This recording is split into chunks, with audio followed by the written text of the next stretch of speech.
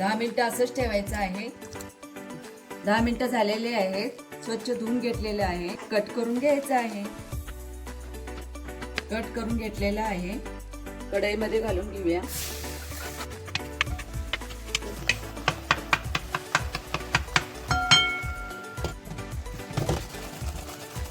Strawberry अर्धा kilo असेल तर पावशेर साखर घालायचं आहे. लिंबू पिळून घ्यायचं आहे. छान आपलं स्ट्रॉबेरी जाम तयार झालेलं आहे.